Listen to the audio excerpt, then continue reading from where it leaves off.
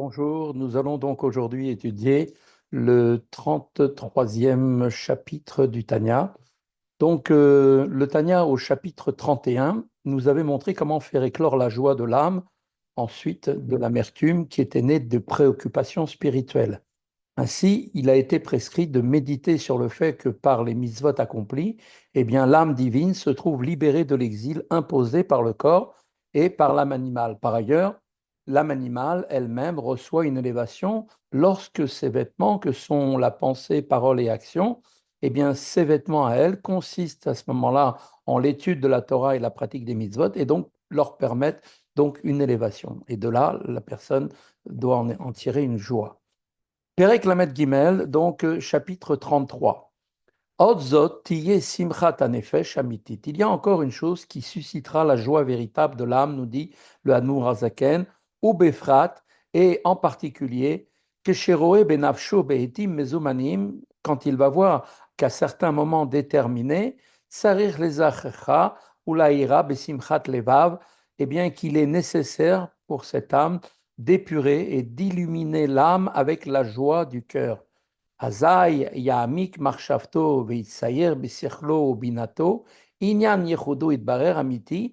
Et donc, il le fera, et en approfondissant alors sa pensée, on figurera dans son intellect et dans sa compréhension l'idée de l'unité véritable de Dieu. Donc, la notion d'unité de Dieu ne signifie pas simplement qu'il n'existe qu'un seul Dieu, eh bien, un créateur, mais que Dieu est la seule et unique véritable existence et rien d'autre à part lui, ainsi qu'il va être expliqué. Et il pensera comment Dieu emplit les mondes, tous les mondes supérieurs et inférieurs, de la même façon que l'âme emplit le corps pour l'animer, si l'on peut dire. De même, la vitalité et la lumière divine est-elle présente en chaque élément de la création. Cette vitalité, qui est appelée une vitalité immanente, donc mémalée, qui emplit, est donc limitée et adaptée à la mesure de chaque monde et de chaque être créé, puisqu'elle va s'adapter à la limite de de la créature elle-même. Une distinction est donc faite de ce point de vue entre les mondes supérieurs, où là, les réceptacles sont grands et larges, et il va y avoir une lumière divine beaucoup plus importante de manière révélée, que dans les mondes inférieurs, où là, les réceptacles vont être beaucoup plus contractés, beaucoup plus petits. Philo, malekol haaretz alzo ou birvodo itbarer, et il va réfléchir aussi de la même façon comment même ce monde est empli lui-même totalement de la gloire de Dieu. Il est fait ici référence à la deuxième forme de vitalité divine qu'on appelle la lumière transcendante, même qui est ce qu'on appelle la lumière Sovev Kolalmim, celle qui entoure les mondes et qui enveloppe donc tous les mondes selon la terminologie de la Chassidoute, et qui, cette lumière, agit sur eux d'en haut, c'est-à-dire sans s'ajuster à la nature particulière de chaque être, c'est-à-dire de sa limite, de comment il est capable de pouvoir supporter la lumière intériorisée. Là, elle n'est pas intériorisée, elle est donc au-dessus de lui et permet donc à l'être de continuer d'exister. Il n'existe donc pas à ce niveau de distinction entre les mondes supérieurs et les mondes inférieurs, si bien que même ce monde matériel, eh bien, est empli de sa gloire, puisque cette lumière qui entoure l'ensemble de toute la création. Et donc, effectivement, sa gloire, c'est l'expression donc qui renvoie précisément à la lumière, donc cette lumière divine, transcendante, qu'on appelle Memale Kolalmim ou Sovev Kolalmim. Mais Kula Kame Kelo Chashiv Mamash. Et donc, il va réfléchir en lui comment tout est considéré comme néant devant lui véritablement. Vehu levado malionim batartonim mamash kemo shaya levado kodem sheshet yemi bereshit. Et lui seul, Dieu, dans les mondes supérieurs et inférieurs, il est la seule et unique existence réelle. Vraiment, comme il était, il se retrouve aujourd'hui exactement comme il était même avant la création du monde, avant les 6 jours de la création. Donc, de la même façon qu'il n'existait avant la création rien d'autre que lui, eh bien, de même, la création, une fois qu'elle a été faite, eh bien, va apporter aucun changement en cet état, car par rapport à Dieu, tous les êtres sont comme inexistants devant lui. Et même en cet emplacement lequel Dieu a réservé cet emplacement, s'est retiré, si on peut dire, pour laisser la place à ce monde d'exister, eh bien, le monde créé, eh bien, que sont Hashamaim, Vaaretz, Vechol Tsebaam, les cieux, la terre et toutes leurs armées, Ayahu Levado Memale, Makom Azeh, eh bien, lui, Dieu, emplissait seul cet emplacement, puisqu'il a fait une place en lui, si on peut dire. Vegam Ata Ken Hu Levado, Beli Shum Shinui Klal. Et même maintenant aussi, après la création, après que Dieu ait fait cet espace pour laisser au monde la possibilité d'exister, il reste ainsi seul, sans aucun changement absolument chez lui.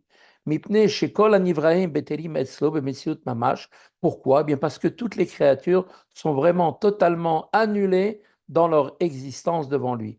Le texte ici entend à présent nous expliquer cette idée d'annulation des êtres créés par en fait une image, une analogie avec les lettres de la pensée et la parole humaine.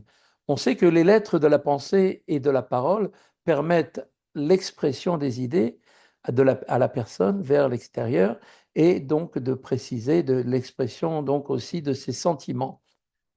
À l'origine, l'idée, d'où vient-elle? Ben, elle est conçue et méditée, et le désir ressenti sont des choses qui sont complètement informes. Il n'y a absolument aucune lettre à ce stade-là, dépourvue totalement de mots. Les lettres et les mots qui vont servir ensuite à l'expression de cette idée ou de ce désir ne sont pas encore épelés, et seule l'idée ou l'émotion à l'état pur est perçue par la personne. Pour prendre un petit peu l'exemple, le désir ou l'idée connue par deux personnes, par exemple, de deux nationalités différentes, ne sont pas encore touchés par la différence de leur langue. Ils ont un même désir, ils peuvent avoir les mêmes désirs et les mêmes, effectivement, les mêmes idées. C'est seulement quand maintenant ces idées et ces désirs vont atteindre le stade de la pensée pratique que ce désir ou cette idée vont maintenant se matérialiser par ce que l'on appelle les lettres de la pensée, qui est en fait, sont ni plus ni moins l'expression en pensée et en parole.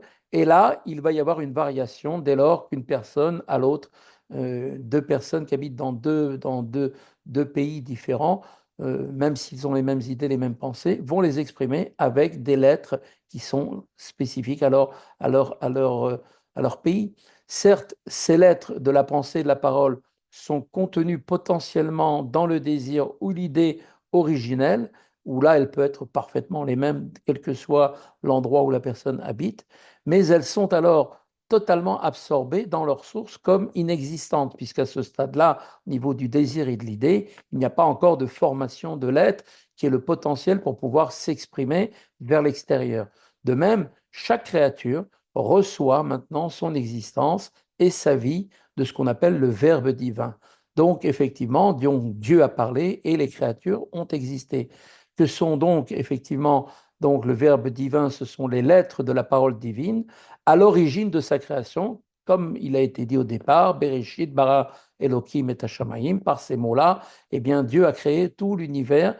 Et donc, cette parole créatrice et les êtres qui ont été créés grâce à cette parole sont maintenant totalement annulés devant leur source au stade du divin, tout comme les lettres de la pensée sont annulées dans l'idée ou dans le désir, qui est en fait l'endroit où elles ont tiré leur origine. Qui bitul otiyot adibur ve'amarshaba bemekoran ve'shorshan, tout à fait exactement de la même façon que les lettres de la parole et de la pensée sont totalement annulées à l'intérieur de leur source et de leurs racines, c'est-à-dire Ma'uta nefesh v'atzmuta. Il s'agit donc en fait de leur source qui est l'être et l'essence de l'âme, que sont Shen, Eser, Bechinotea, que sont ces 10 facultés, comme nous l'avons appris, Chokhma, Bina, Da'at, Vechule, donc les facultés intellectuelles ainsi que les facultés émotionnelles, que l'on appelle ici l'essence de l'âme au regard des vêtements que sont la parole, la parole et la pensée. She'en ba'em bechinat otiot adain, car à ce stade-là, au niveau des facultés intellectuelles et émotionnelles, eh bien, il n'y a absolument aucun aspect de l'être à ce stade-là, puisqu'elles sont au niveau d'un sentiment ou d'une idée. Kodem shinitla beshut belevush avant, donc bien sûr, elles n'ont pas d'aspect de l'être, avant qu'elles se revêtent ensuite du vêtement de la pensée. Quand elles vont s'introduire dans la pensée, eh bien à ce moment-là, elles vont prendre une forme de l'être. Et donc, comme cela est expliqué dans les chapitres que nous avons vus précédemment, que Moshe Bar Perek Raf, Raf Alev, Barichut, Ain Sham, et comme nous ramène à cela ces chapitres, l'Admor Zaken, au chapitre 20 et 21, que l'on consultera à ce sujet. Et Moshe Katuv Gam Bemakom Acher, comme cela nous a été rapporté par ailleurs à ce propos, on avait donné là-bas aussi donc un machal, c'est-à-dire une image, une analogie avec un phénomène physique. Minyan, effectivement, donc Bitul Ziv Beor Hashemesh Bemkoro, et on avait apporté l'image du rayon du soleil quand il est non pas en dehors du soleil, mais lorsqu'il se trouve dans sa source, c'est-à-dire lorsqu'il est dans le gouffre Kadour Hashemesh Berakia, quand il est dans la sphère du céleste du soleil qui est dans le ciel. Chez Gam Sham Meir Omid Pachet, et donc même là-bas, dans la sphère du soleil, eh bien, cette ligne lumineuse que représente donc le rayon, eh bien, même s'il est effectivement, a priori, il n'apparaît pas, eh bien, il brille quand même et se diffuse avec une totale certitude, bien plus qu'elle ne diffuse, d'accord, Be'eterset omit be'etpashtuto ve'arato bechlal haolam, et bien plus elle se diffuse encore, plus et brille dans l'espace de l'univers, plus proche de sa source qui est le soleil, et dont la lumière est plus intense. Si ce n'est, effectivement, Arato Bechlal Haolam, et là, chez Sham ou Batel Bemisiud Bimkoro, si ce n'est que dans le soleil, eh bien, ce rayon est totalement annulé à son existence à l'intérieur de sa source, qui est le soleil, comme si, effectivement, ce rayon n'avait plus aucune existence du tout, puisqu'il est maintenant avec sa source, qui est Ilu Eno Bemisiud Klal. Parce que qu'est-ce qu'on voit quand on regarde le soleil? On voit le soleil et non pas la lumière qui est simplement un produit qui est dérivé du soleil. Cette idée peut maintenant être rapprochée d'une autre phrase que l'on trouve dans la Gemara, dans le Talmud. C'est marqué qu'une chandelle en plein jour, à quoi sert-elle? La chandelle ne cesse pourtant pas de diffuser sa lumière, mais cette lumière, eh bien, se fond alors dans la puissante clarté du jour et n'est pas du tout perceptible, on ne la voit pas. Or, la lumière se définit par quoi? Par la propriété qu'elle a d'éclairer. Et donc, puisque effectivement, cette flamme de cette chandelle en plein jour, eh bien, n'éclaire pas, eh bien, ici, son identité ne permet donc pas de dire qu'elle est présente. Il en va de même, et bien plus encore, des rayons du soleil à l'intérieur de leur source, qui est donc la sphère du soleil. Et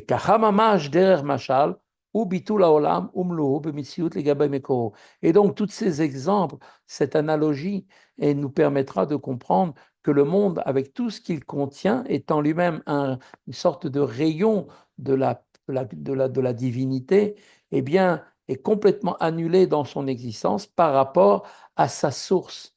D'accord? Chez où Or Ensof Baruchu, qui sa source à ce monde, et la lumière du Ensof, la lumière infinie, Kemo Shekatouf Sham Barichut, comme cela a été expliqué là-bas très longuement. Donc voilà maintenant la signification de la notion d'unité divine. Dieu est un, ça veut dire que quand on dit il est un, ça veut dire qu'il est le seul, la seule existence. Toute existence étant totalement annulée à lui, puisque toutes les autres existences ne sont que sous une forme d'un rayonnement de son existence à Dieu. Et donc, lorsque quelqu'un va méditer profondément sur cette notion d'unité de Dieu, alors tout cela va faire que Ismach Libo, Betagel Nafsho, que son cœur sera joyeux, son âme se réjouira, comme c'est marqué, Av Gilad Veranen Bechol Lev, et donc il va se réjouir avec jubilation et exultation, Bechol Lev de tout son cœur, Mehod ou Mehod, et de toutes ses forces, et de tout son pouvoir, dans la foi, dans cette foi-là, qui est Rava'i, car cette foi est immense. Qui I Karvat Elohim Mamash, elle signifie en fait en deux mots que c'est l'expérience, c'est par cette expérience que chacun prendra conscience de cette conscience qu'il aura, prendra effectivement, il prendra effectivement une expérience de la proximité à Dieu véritablement. Veze kol ha'adam betachlit briato, ou briat kol ha'olamot elyonim vetartonim. Et là, se dira la personne, c'est là ce qu'est l'homme réellement et la finalité de sa création et de la création de tous les mondes, qu'ils soient les mondes supérieurs et inférieurs. Liot lo dira zo id betartonim itbarer, kemo shekatuv lekaman barichut, à savoir que Dieu est cette demeure ici-bas, comme expliqué longuement pour le plus loin. Effectivement, Dieu a créé tous les mondes. Pourquoi? Eh bien, en vue de disposer d'une demeure ici-bas.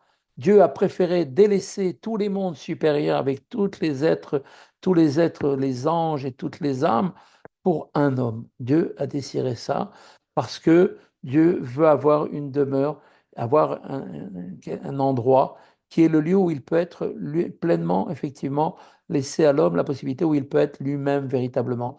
De la même manière, Dieu, eh bien, veut que son unité soit révélée ici-bas. De la même façon qu'un homme, quand il est chez lui, il est vraiment chez lui, c'est-à-dire il est dans toute sa liberté de faire ce qu'il veut parce qu'il est chez lui.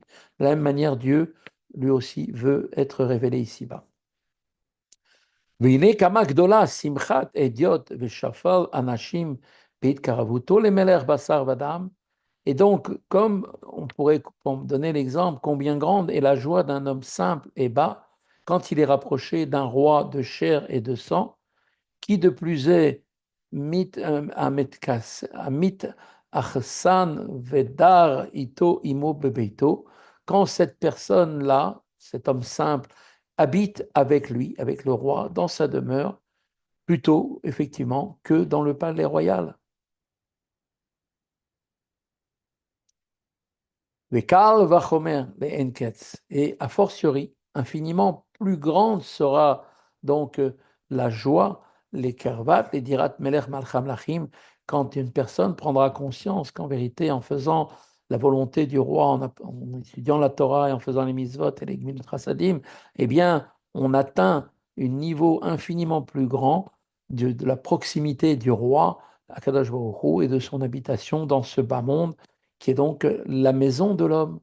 Kedirtiv, qui mi huze asher arev libo la geshet elai neum Hashem, et comme il est écrit dans le passouk, qui est celui dont le cœur oserait m'approcher, dit Dieu. Par quoi? Bien par la foi en l'unité divine.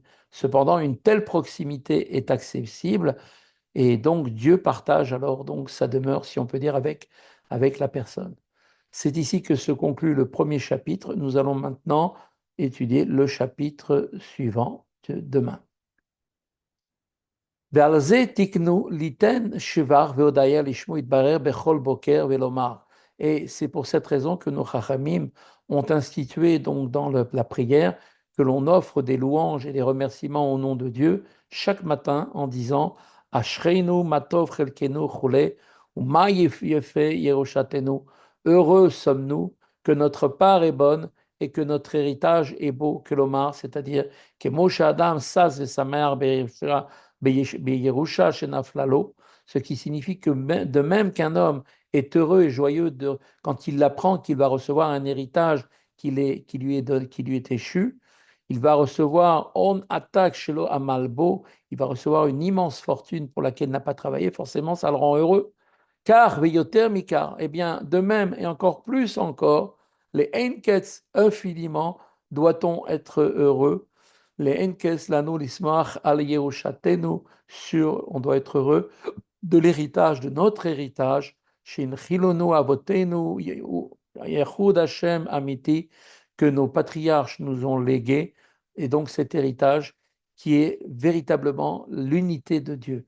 Asher afilu ba'eres mitachad en od milevado, à savoir que même ici-bas sur terre, il n'est rien d'autre que lui. C'est ça que nous ont fait hériter nos pères, les patriarches, cette foi en Dieu, c'est-à-dire donc que effectivement il n'est rien d'autre que lui, et c'est là sa demeure parmi les créatures inférieures, les zoïdirato betartonim, qui toutes ces créatures s'annulent devant lui, pénétrées de la conscience de son unité.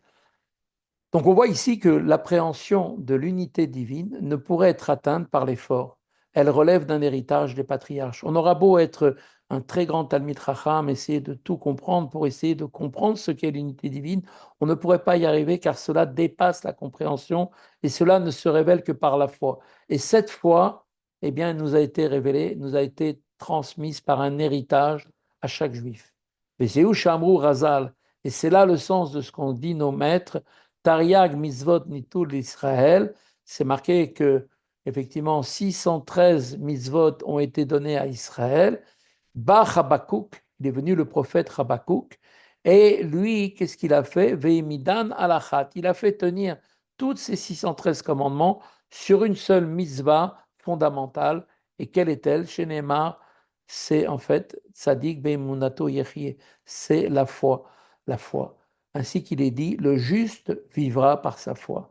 Klomar, Kilu Einam Rak Mitzvat Achat, I Emuna Levada. C'est-à-dire que pour lui, Habakkuk, c'est comme si, en vérité, les 613 mitzvot n'étaient qu'une seule et même mitzvah, qui est la mitzvah de la foi.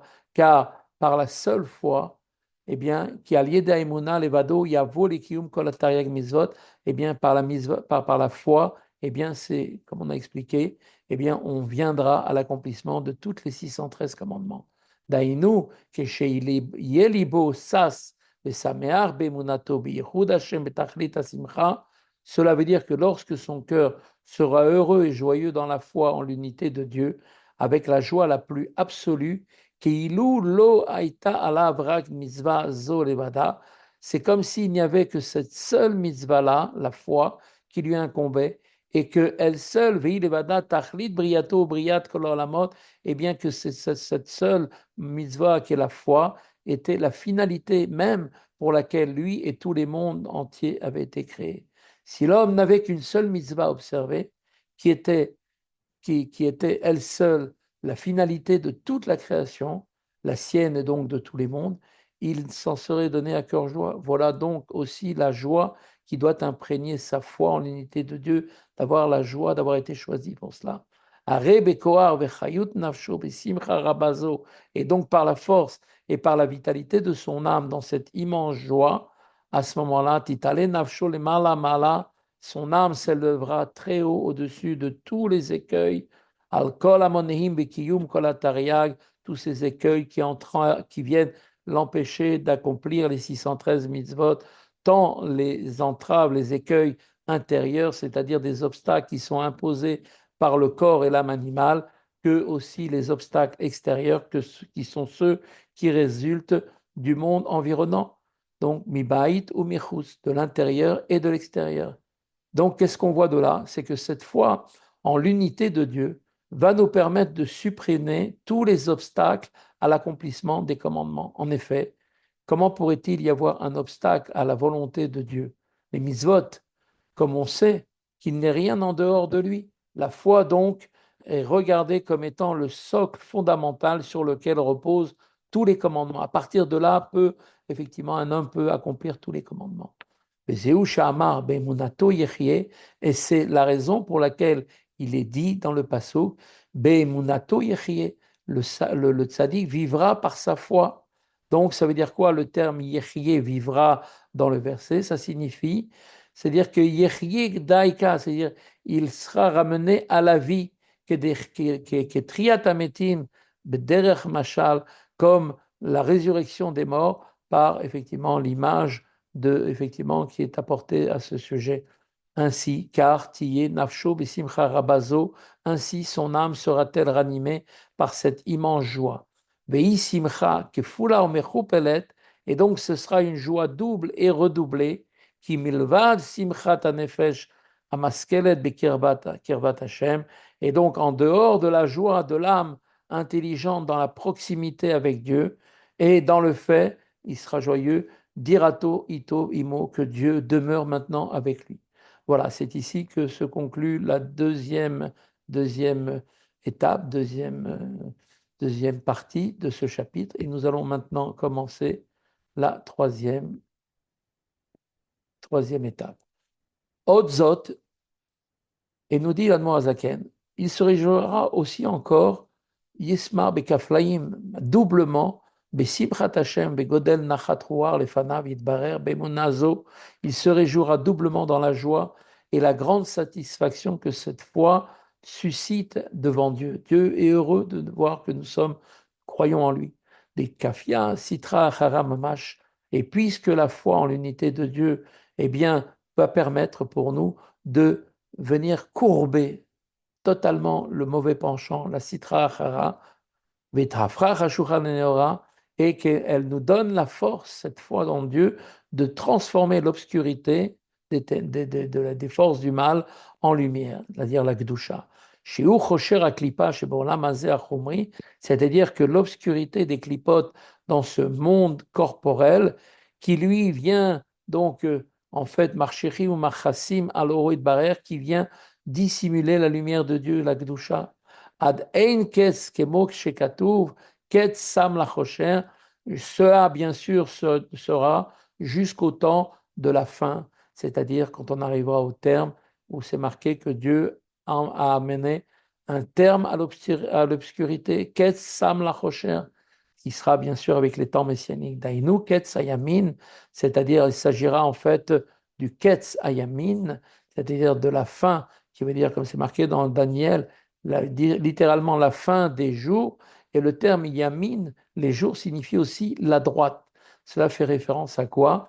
À l'attribut divin de bonté, puisque vous savez que les mitzvot, les sirotes sont sur trois colonnes, colonne de droite, qui est donc avec Chesed en haut, et colonne de gauche avec Gvura, et la colonne du milieu avec Tiferet.